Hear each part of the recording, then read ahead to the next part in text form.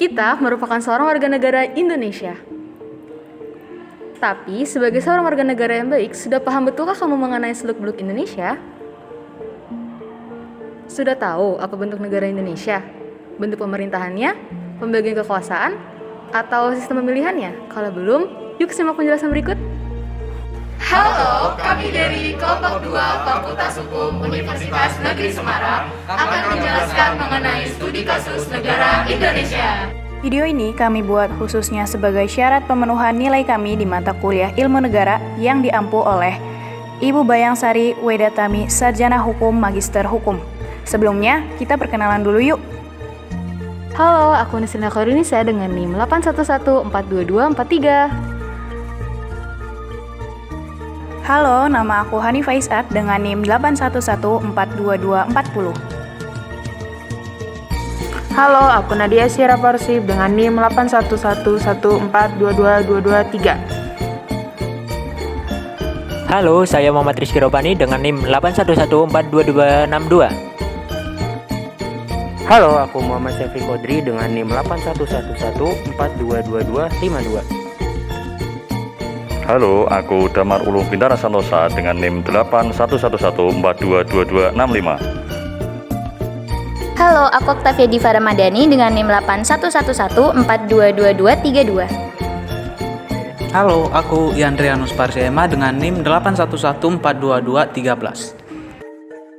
Halo, aku Miladia Ki Ahmas dengan NIM 811422220. Sebelum membahas seluk-beluk negara Indonesia lebih lanjut, tentu kita harus mengetahui dulu apa sih yang dimaksud dengan negara. Istilah negara dalam bahasa asing sangatlah beragam. Di Belanda, istilah negara disebut dengan stad, di Prancis disebut dengan etar, dan di Inggris disebut dengan state. Ketiga kata ini berasal dari bahasa Latin status yang artinya keadaan yang tegak dan tetap.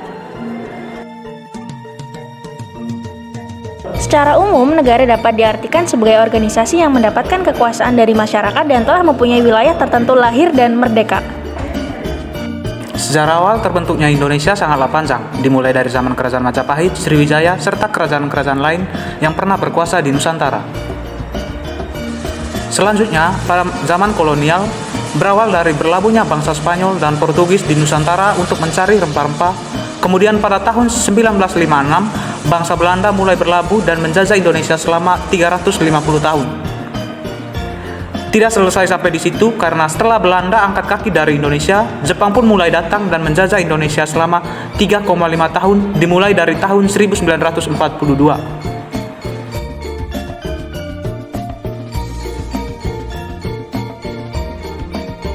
Proklamasi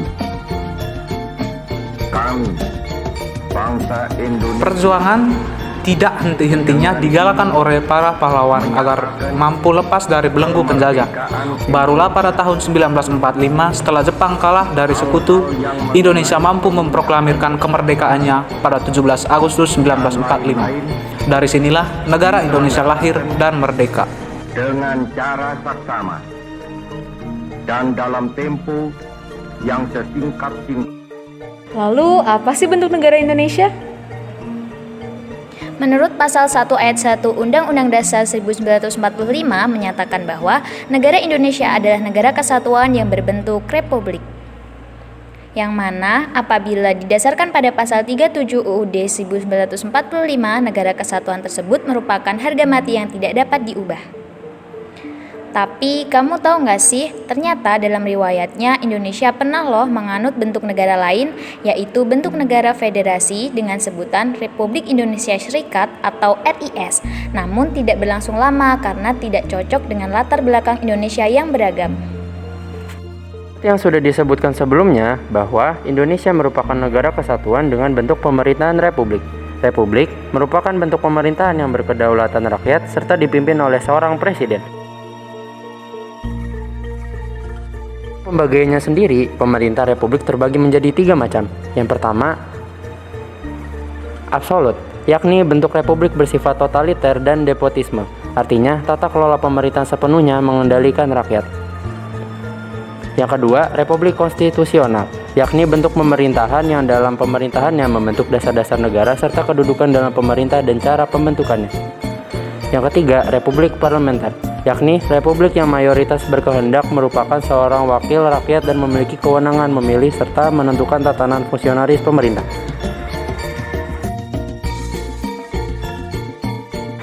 Dari ketiga jenis bentuk pemerintahan republik yang tadi, Indonesia sendiri menganut yang mana sih, Safri?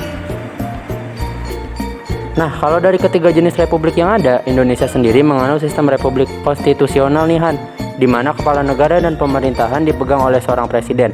Namun kekuasaan tersebut tetap dibatasi oleh konstitusi yang ada.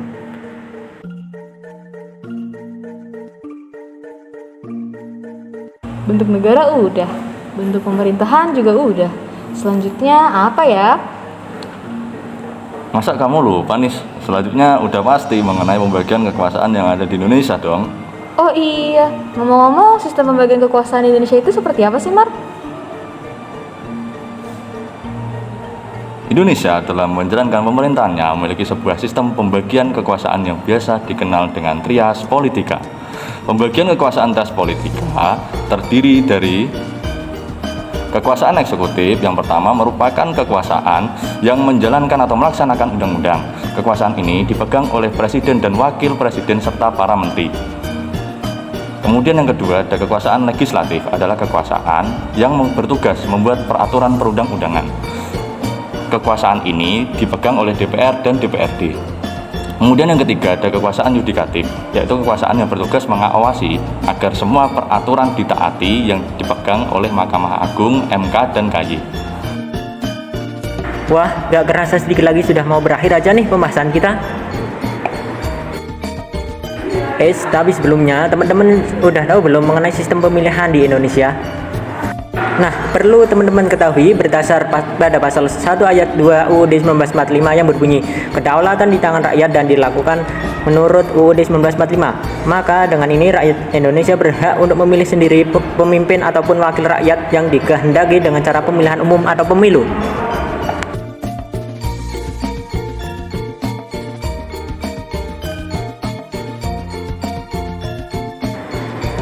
Indonesia dalam hal ini menganut sistem pemilihan proporsional, yang mana dalam sistem pemilihannya wilayah negara akan dibagi ke dalam beberapa daerah pemilihan. Tiap daerah pemilihan akan memiliki jumlah wakil lebih dari satu orang yang akan duduk dalam perwakilan. Kursi-kursi di parlemen akan dibagikan kepada masing-masing partai politik berdasarkan perolehan jumlah suara.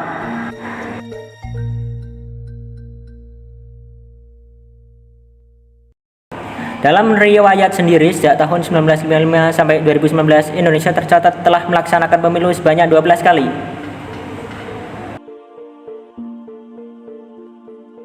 Wah, teman-teman keren banget nih udah menyimak pembahasan ini sampai akhir. Sebelum diakhiri, kita refleksi lagi yuk, apa aja sih yang udah kita bahas tadi? Tadi di awal kita sudah membahas mengenai apa sih itu bentuk negara dan pemerintahan Indonesia. Kalau didasarkan pada pasal 1 ayat 1 UUD 1945 sendiri menyatakan bahwa negara Indonesia merupakan negara kesatuan yang bentuk pemerintahnya adalah republik. Selanjutnya, dalam menjalankan pemerintahannya, Indonesia tentu punya pembagian kekuasaan nih. Biasanya kita kenal dengan sebutan trias politika, yang terdiri dari kekuasaan legislatif, eksekutif, dan yudikatif. Kemudian, jika didasarkan pada pasal 1 ayat 2 UUD 1945 menyatakan bahwa kedaulatan berada di tangan rakyat dan dilakukan menurut UUD 1945, maka rakyat Indonesia berhak untuk menentukan sendiri pemimpin atau wakil rakyatnya melalui pemilu yang diselenggarakan oleh Komisi Pemilihan Umum atau KPU. Dalam hal ini, Indonesia sendiri menggunakan sistem pemilihan proporsional. Wah, berakhir juga nih akhirnya pembahasan kita hari ini. Kami ingin mengucapkan terima kasih kepada kalian yang telah menyimak video ini sampai habis. Sampai ketemu lagi di lain kesempatan. Dadah. Ketemu lagi teman-teman. Sampai jumpa.